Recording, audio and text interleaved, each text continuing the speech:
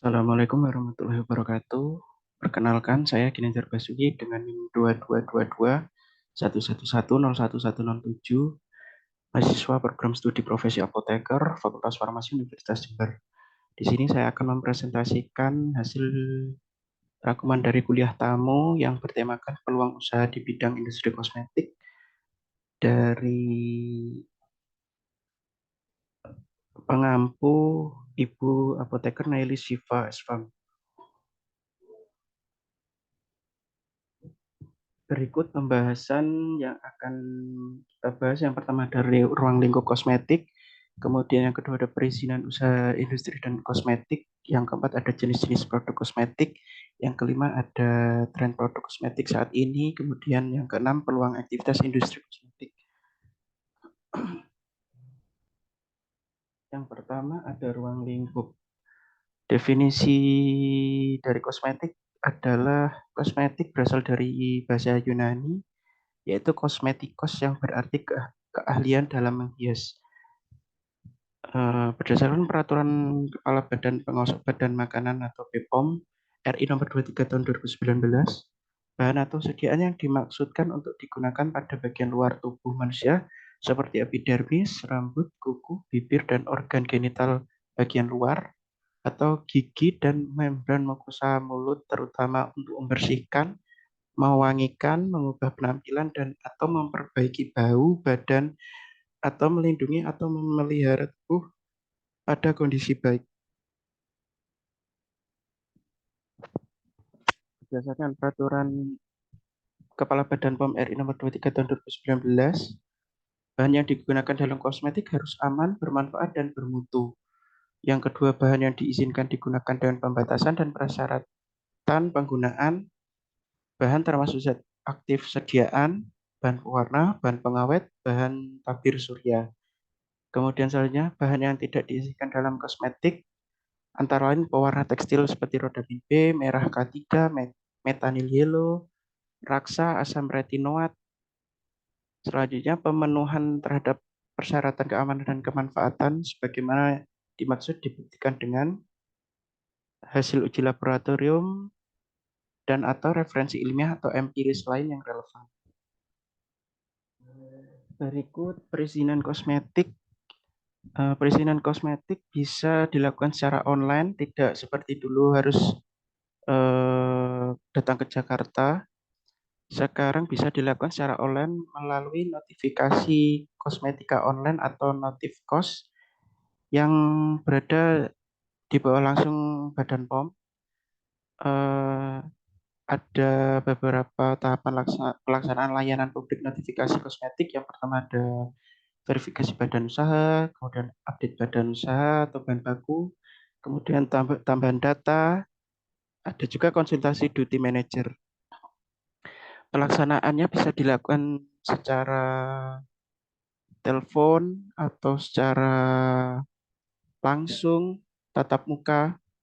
Kemudian ketentuan layanan pendaftaran seperti pendaftaran antrian layanan, pendaftaran antrian dapat dilakukan 1 minggu sebelum jadwal loket. Pelaku usaha datang sesuai jadwal, kemudian perusahaan yang mendatangkan nomor antrian loket namun berhalangan hadir agar membatalkan antrian dan sistem antrian BPOM. Selanjutnya ada dokumen kelengkapan badan usaha, ada juga dokumen kelengkapan badan usaha yang ditindaklanjuti adalah dokumen yang telah diverifikasi dan lain-lain. Ketentuan loket terbaru mulai berlaku sejak tanggal 10 Oktober 2022, sedangkan pengambilan nomor antrian mulai berlaku sejak tanggal 3 Oktober 2022. Jenis produk kosmetik, sediaan kosmetik yang pertama ada massa padat seperti sabun, deodoran, stick, ada serbuk seperti serbuk tabur, serbuk kompak, setengah padat seperti pomade, krim, krim malam, atau pelembab, ada gel, pasta, cair, cairan kental. Dan penggunaannya serta untuk maksud evaluasi produk golongan pertama yaitu kosmetik yang digunakan untuk bayi, kosmetik yang digunakan di sekitar mata, rongga mulut, dan mukosa lainnya, kosmetik yang mengandung bahan dengan persyaratan kadar dan penandaan, dan kosmetik yang mengandung bahan dan fungsinya belum lazim serta belum diketahui keamanan dan kemanfaatannya. Golongan 2 adalah kosmetik yang tidak termasuk ke dalam golongan 2021. Kemudian tren kosmetik sedikit bergeser akibat COVID-19. Wabah pandemi menggeser kebutuhan kosmetik, awalnya mempercantik diri, kemudian akibat dari pandemik, masyarakat membutuhkan booster karena memang dilaporkan di Amerika, tingkat stres, kemudian ansietas dan burnout sangat tinggi di tahun 2021. Akibat dari pandemik, stres meningkat 49%, ansietas meningkat sampai 38%. Jadi masyarakat cenderung stres, kemudian juga mengalami defensif terhadap psikoemosional. Terkait pandemi, masyarakat bergeser ke healthy beauty. Jadi mencari kosmetik yang ada hubungan dengan kesehatan. Sekarang yang dibutuhkan oleh customer salah satunya kembali ke alam atau back to nature. Jadi masyarakat berharap pada pemakaian low material yang mengkoneksikan kembali ke alam atau back to nature. Kemudian pengalaman penggunaan yang menenangkan, kemudian terbuat dari handmade, artinya natural, kemudian dibuat dengan sepenuh hati yang akan memberikan efek yang menenangkan. Masyarakat juga suka produk yang minimalis. Kadang satu produk sudah bisa untuk sabun dan sampo. Jadi masyarakat lebih menyukai produk yang minimalis, kemudian produk back to nature, pengalaman penggunaan yang menenangkan. Berikut adalah contoh tren produk kosmetik seperti vitamin konsentrat tinggi, contohnya ada vitamin C, vitamin B5, vitamin C 30%, vitamin B5 10%, dan lain-lain. Kosmetik aman, bagaimana cara memilih kosmetik yang aman berdasarkan Badan POM, yakni beli produk di tempat yang resmi, kemudian dilakukan cek klik pada produk, seperti cek kemasan, cek label, cek izin edar, dan cek kedaluarsa. Kemudian yang ketiga ada konfirmasi NIE melalui aplikasi BPOM Mobile. Pastikan nomor izin edar yang tercantum pada kemasan produk benar terdaftar dan memiliki identitas sesuai dengan produk yang dikonfirmasi. Kosmetik di Indonesia memiliki jaminan mutu dan kualitas terbaik. Salah satunya ada jaminan MUI telah memenuhi uji standar halal dari Majelis Ulama Indonesia. Kemudian ada Badan POM telah memenuhi izin edar dari Badan Pengawasan Obat dan Makanan. Kemudian ada CPKB telah memenuhi persyaratan cara pembuatan kosmetik yang baik. Kemudian ada ISO telah memiliki standar perusahaan ISO.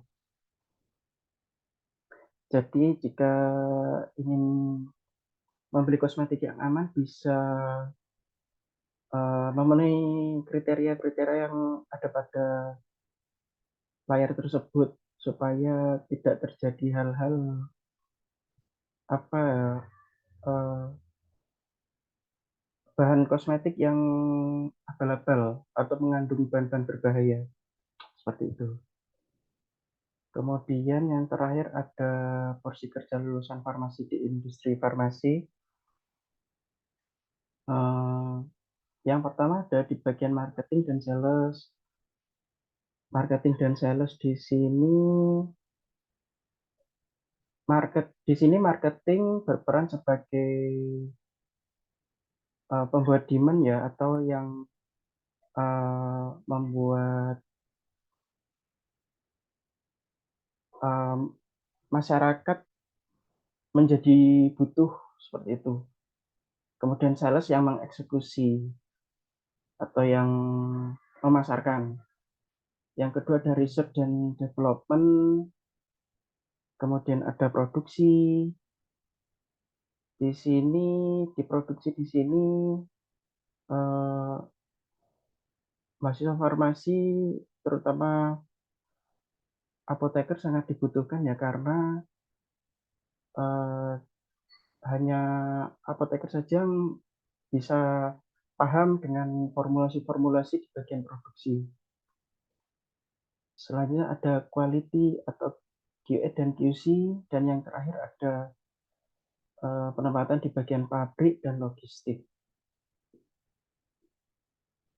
Sekian presentasi dari saya. Kurang lebihnya mohon maaf. Wassalamualaikum warahmatullahi wabarakatuh.